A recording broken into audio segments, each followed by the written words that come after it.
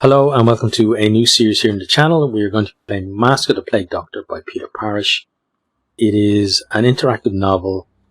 It's about a plague in a town, and our role is of one of the people who is trying to actually stop the plague. I found this game through Variax. If you don't know who he is a YouTuber and a Twitch streamer. He's very entertaining. I'll put a link to his Twitch and his YouTube, so you can go and check him out. And if you do that, you definitely won't be disappointed. The other thing I'll do is I'm going to put a link to the Steam store of the game down there as well. So if you're into this kind of thing, I think it's definitely worth your while to go and pick it up. You won't be disappointed. The game itself, in terms of the feeling of the game, it's reminiscent to me of Pathologic and Pathologic 2. Kind of has that same kind of vibe about it. Obviously, they are very different games because we're talking about a 3D game versus an interactive novel. But the writing in both is excellent, and I think this game kind of stands up well in that comparison too. But we're going to crack on, and what I'm going to do is this game will be up 3 days a week. So it's going to be Saturday, Monday and Wednesday are the days it's going to be. Normal episodes will be maybe about 45 minutes to an hour. This first episode is going to be 30 minutes just to give you a taster of things, and then we'll go for longer episodes after that. I'm excited to get going, so I hope you are too, and let's get started. The Baron's Encampment. Mud slops around your ankles as late afternoon rain patters off waxed robes and soaks into the churned field. This soil may once have nurtured wheat, but it is now home only to the sprawl and grime of an encamped army.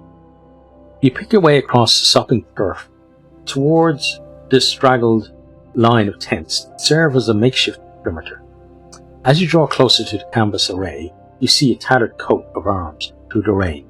The same falcon sigil adorns your imperial summons to the town of Thornback Hollow. A few soldiers huddle around struggling fires, some dressed in black and yellow of their feudal master, others in the same peasant garb they were wearing when ordered to serve. Judging by their demeanour and the condition of the surrounding fields, they have been here for several weeks. The lack of activity suggests most others are taking cover from the weather. You, stop there! Turning towards the voice, you see a woman striding through... Oh, I didn't do a woman's voice there. What's that? You, stop there! Turning toward the voice, you see a woman striding through the murk in your direction. She wipes some rainwater from her eyes and brandishes a rake. The black and yellow livery suggests she's with the soldiers. Thornback Hollow is under quarantine. What's your business here? Okay, gesture at your Plague Doctor mask. I'm here to see the Baron. I've got a summons from the Crown. Your troubles are over. I'm here to say. Definitely not that one. No time to chat. Which way to the plague? Wherever there is suffering, my deity compels me to act. Okay, so it's our first choice in the game, and I think it's going to be important in terms of how do we want to play our character. So there's a couple that I would rule out straight away. So one would be your troubles are over, I'm here to save the town. It's a bit too cocky for the kind of character that I have in mind, so that's out. Then whenever there's suffering, my deity compels me to act is a bit too kind of preachy and godly as well, so that was out too. So that leaves us with the three that we have. Gesture Plague Doctor mask.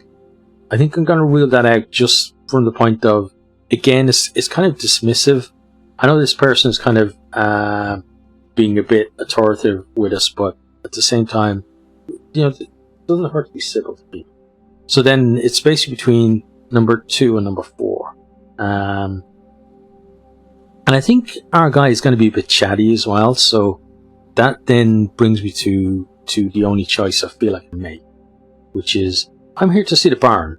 I've got a summons from the Crown. You pull out the parchment from his leather pouch and offer it to your interrogator. She studies the document, darting her eyes from the sigil on the page to cut of arms on the nearby pennant and back again. She pauses, looking you up and down again as she considers her next move. Right. Can't be too careful. I need to clear this with Baron Moreland.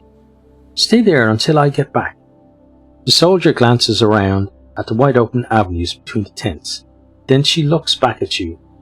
Don't go anywhere, she adds. Baron hates it if you're late.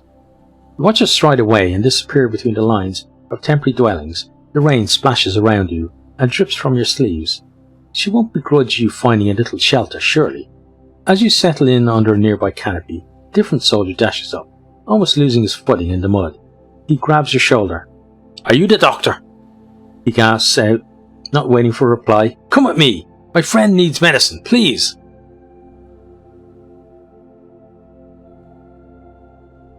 Okay, so perhaps I can help you.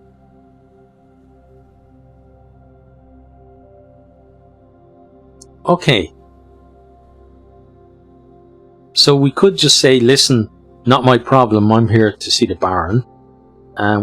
Which I don't think is really what our character is all about. So we can rule that one out. Perhaps I can help you tell me about your friend's condition. This sounds serious, let's go at once. I think we're gonna play it down the middle and we're gonna ask, yeah, perhaps I can help. You tell me about your friend's condition. The soldier seems to settle down a bit. Rowan, that's his name. He showed me a gash on his leg a few days back. We had to switch patrol duties because he found it hard to walk. Anyway, now he has the sweats and the leg isn't healing.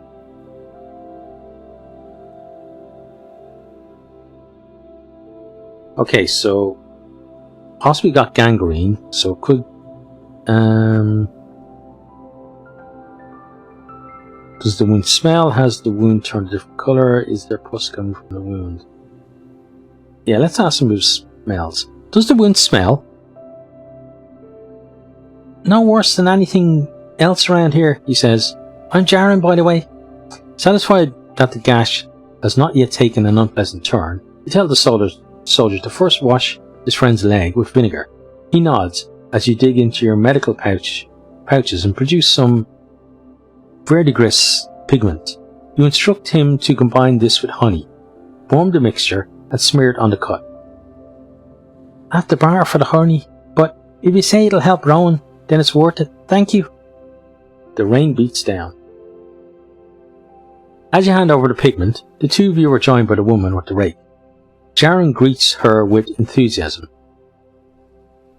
Get this one to the Baron, Mia. Thornback Hollow needs...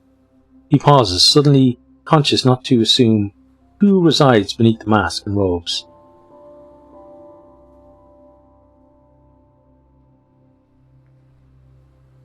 Oh, okay, so we get to choose... Well, needs him. Needs him, Jaren, and thank you. That's actually a nice touch by Peter there. Kind of subtly allowing people to pick the pronouns. Kind of nice. Needs him. Oh, needs him. Got it. With that, Jaren sprints off. Let's see who. Oh, who is this? Okay. You're actually still here? Wise choice. To wait as instructed, I mean. Very wise indeed. The returning soldier walks a full circle around you, adding under her breath, and I say Ria isn't fit for guard duty. You greet her and note relief that the rake no longer finds itself pointing at your gut. Alright, she says. Good news. Baron Moreland is eager to meet you. Well, those weren't his exact words, but you're clear to see him. She points at a flag fluttering higher than the more modest tents. Head for that coat of arms with the bloody great bird on it.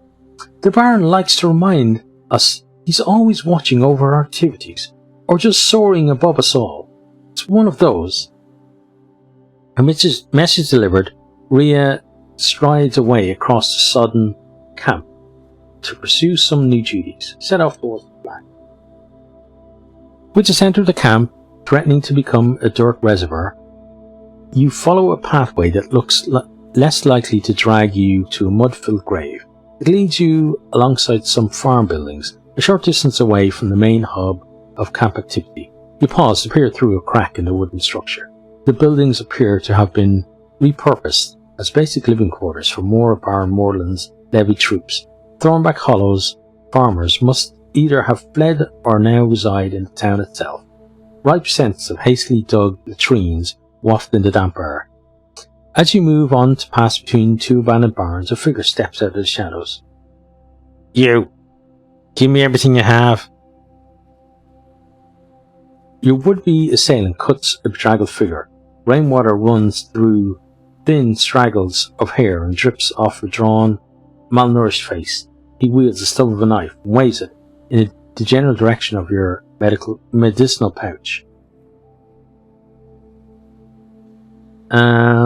Let's not push past because he's desperate. He might just stab us.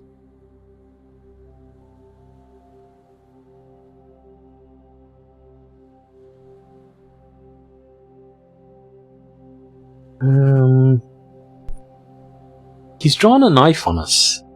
I don't think I would be inclined to just give him food. Let's adopt an intimidating tone to try and make him back.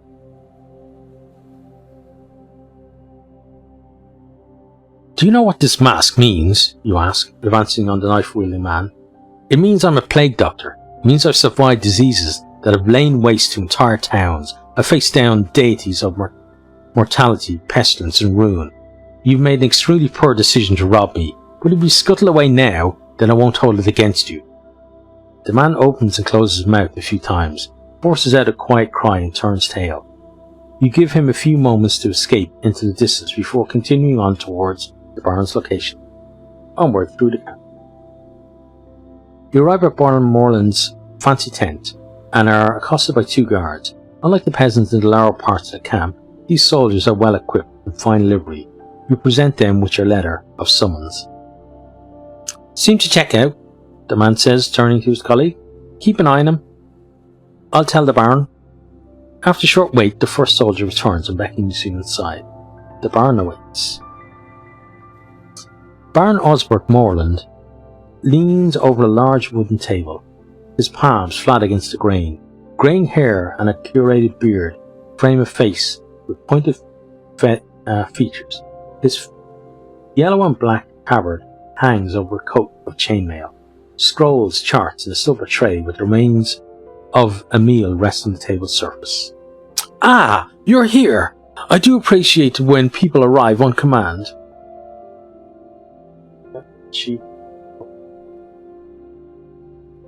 I had to make it go away though without upsetting the recording, so I'll have to stay there. Okay.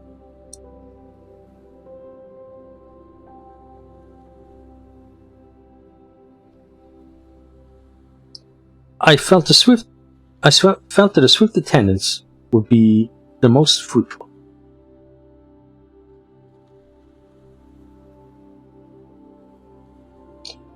In the sense that I do not have cause to discipline you. Correct, he says. Moreland shuffles some pages around and motions to an empty chair. Now, sit down and take the damn mask off. You take a seat, as instructed, and remove... Oh, we get to pick one. Let's see. So our guy is talkative. He's kind of helpful as well, but he's not a pushover. So what does that make him? Not Crow. Crow is very reminiscent of pathologic as well. So I don't like cats, so I'm not picking a cat. Skeleton is a no. Sun is out, hair is out. So between wolf, harlequin, and stag, I'm gonna go with wolf. Yeah. Oh, could have had a different mask, but yeah, I'm gonna go with wolf.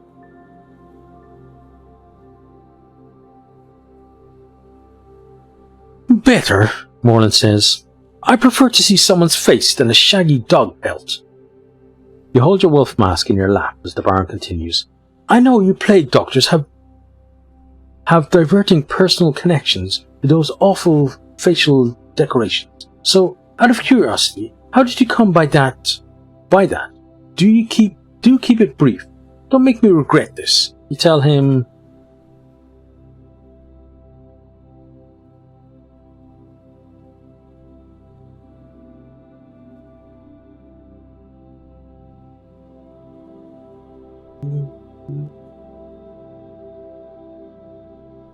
Not a martyr, definitely not. It's kind of a religious thing. Let's not be specific, because he said brief. Yeah, we're barber surgeons, so we're used to battlefields and stuff. Kind of makes sense. I was apprenticed to a barber surgeon from an early age.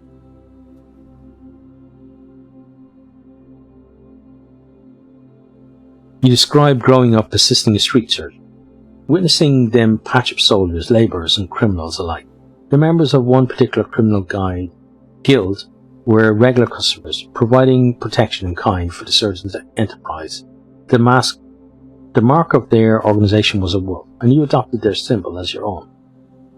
As I suspected, Baron Moreland says, your blathering is not a patch on the story of how my family obtained this fine coat of arms. He circles a hand in the direction of the huge embroidered falcon hovering behind his shoulder. Requiring no further prompt, he launches into the saga of how the first Baron Moreland, then merely a commander of a small unit of cavalry, lifted the siege of Hillsborough. With a timely charge, foes were routed, heroes were toasted, and a crown awarded James Cuthbert Moreland III with a barony for his stalwart actions that day. It was said that his horsemen swooped down on Hillsborough like a falcon on its prey, Moreland says with a wistful look. A stirring story, wouldn't you agree?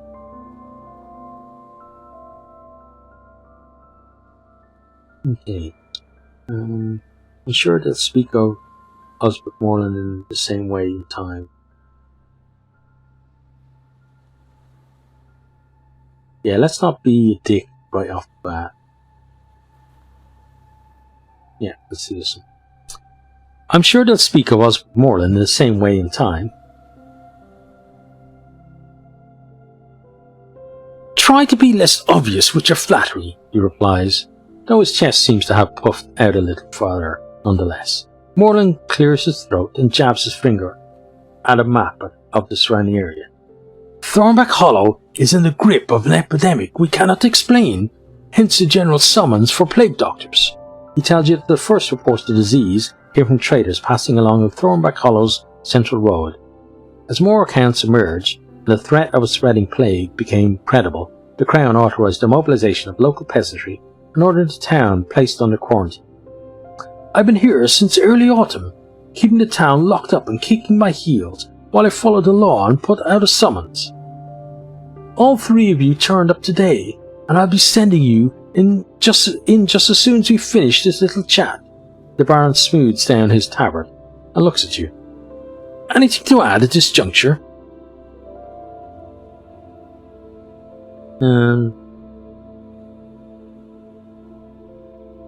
Yeah, I show concern for the suffering of the people behind the blockade. I think that's fair enough. The Baron waves a dismissive hand. Yes, yes, a dreadful shame. What can you tell me about the sickness, you ask? That's supposed to be your job, Moreland smirks, looking at you down his nose. I can only relate what I've been told. The plague stops you from sleeping. Those who catch it feel exhausted but can't rest. Then their memory starts to go. They say the victims start seeing things, hearing things. Eventually they just lie down and never get up again. He shakes his head. I've skipped a day or two of sleep on campaign, but to go without it for weeks... A low breeze rustles the flap of the tent as you contemplate the Baron's words. Thornback Hollow sits on the Crown's most accessible road to the sea, Moreland continues. If the town falls to disease, will be purged and then abandoned. That purge will, I'm afraid, include you and your colleagues. Not something I'm relishing, but be quite assured that I will carry out that order. He starts to pace back and forth behind the table, arms folded behind his back. I don't know how long I can keep my troops fed on scraps of farmland. I don't know how much longer the Crown will tolerate the closure of their trade route. So you are advised to work swiftly. The Baron stops and falls silent, looking at you over his shoulder. You sense he's waiting for you to assert your readiness for the task ahead.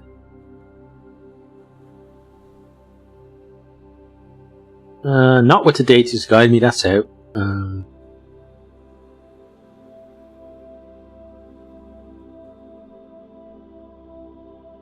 Does not wound yet devised that my hands cannot stitch. For your sake, I hope that is the case, Morland says. You'll be working with a miserable sod who fancies herself a surgeon, and one who thinks she can cure all illness because she's read some books. His chainmail clinks as he places his hand back on the table. I'm sure you'll make a wonderful team. How are you able to uphold the quarantine from this one camp, you ask? By the sheer force of my iron will, says Morland. He pauses to gauge your reaction. You blink back. No? Very well. There's a second camp outside the northern gate. This blockade watches the south. The Thornback River runs down the east, and the western cliffs are steeper than any wall we could put up. I run regular patrols too, just in case anybody feels like trying to swim or climb their way out. Some have tried. The Baron allows the sentence to hang for a moment. We finished Thornback's last physician. We fished Thornback's last physician out of the water about a week ago. Not sure if he was trying to run, or if the townsfolk got tired of waiting for a cure. Burning the body was a challenge.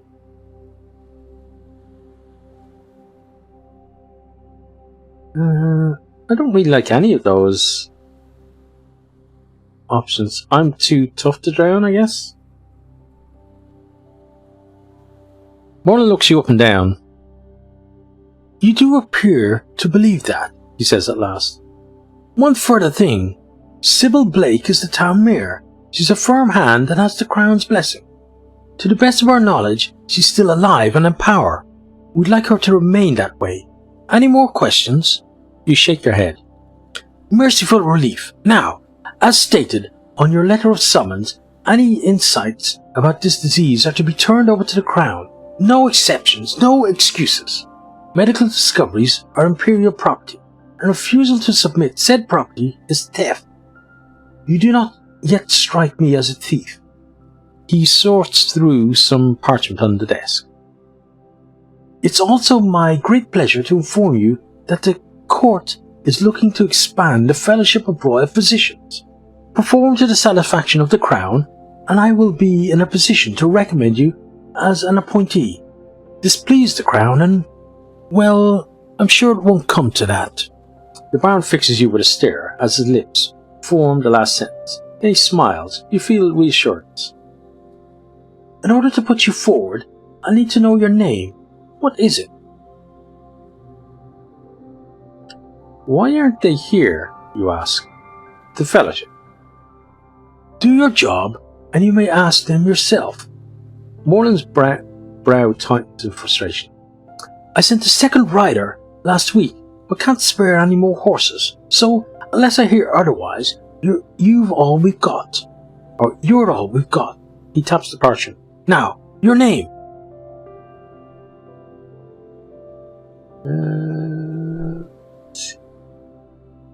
Gawain Drake. Ladislas. Iki.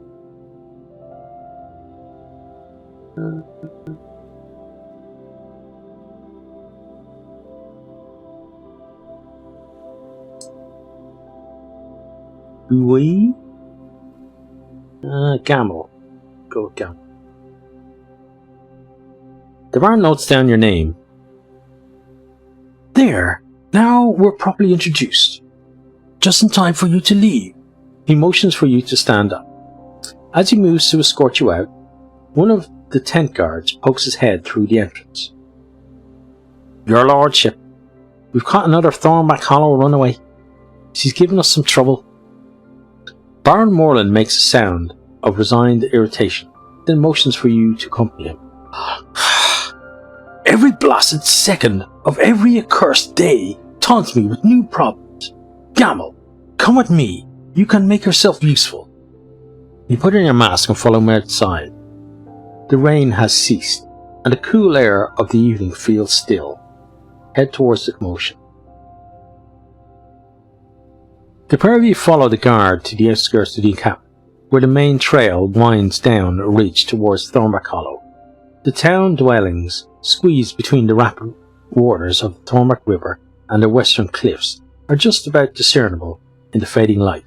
But before you can focus too long on the town, your eye is drawn by a standoff at the side of the road. A tall woman, dressed in a simple tunic, is being circled by two uneasy-looking soldiers with crude pikes.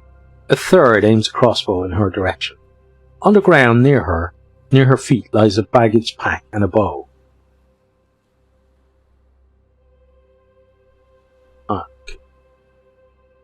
I'm told you cowards. I've told you cowards I'm not even from Thornback Hollow." As you approach the barn with Baron Moreland, she shouts over to you both. "About time! Get your thugs off me. I've done nothing wrong." "Careful, your lordship," says the person holding the crossbow. "She could be sick. We found her near the southern walls." "You found me near the forest, idiot," the woman interjects. "That's where I was hunting, on account of my being a hunter." Moreland turns to you. "That may be so, however, if she broke quarantine to escape Thornback Hollow, the punishment is unambiguous. Death."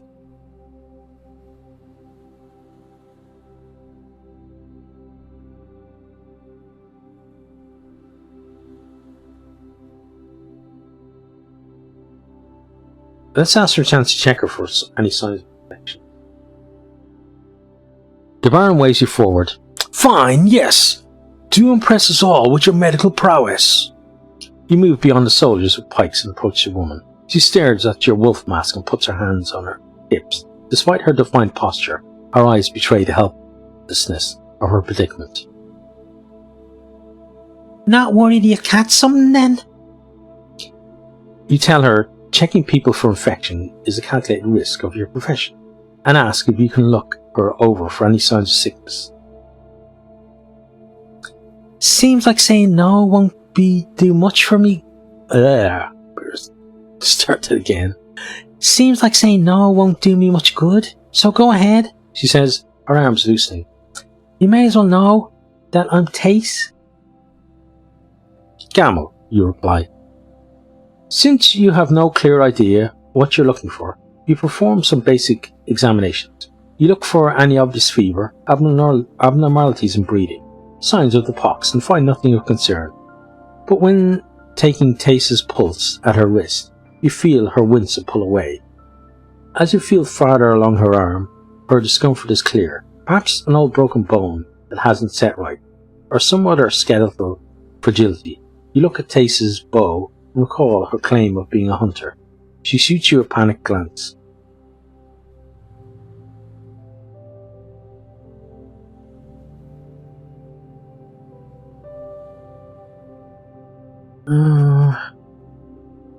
Well, we're sympathetic, so I think we're going to maintain our cover. Maintain Tace's cover.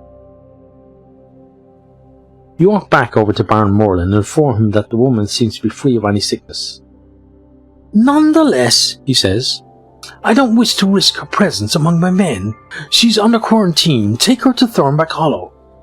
Moreland signals to his men, who gesture in turn to Tace, to head down the trail to the town. She begrudgingly gathers up her belongings, alive at least.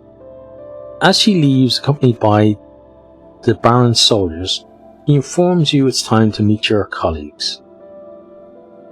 Turn camp. Okay, so I think that's actually a good place to leave it for now, so we'll meet the other people next time. So I hope you have enjoyed this one.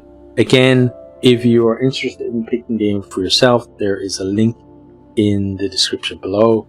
And also, if you want to see someone who's more talented than me play through the game, then go check out Rare Access 3. But that's it for me. Hope you have enjoyed. Hope you're keeping safe out there. And hope to see you next time. Goodbye. I hope you enjoyed this video. If you did, maybe consider hitting the subscribe button there on the right, or checking out some other videos here on the left, or perhaps you might even share with some friends.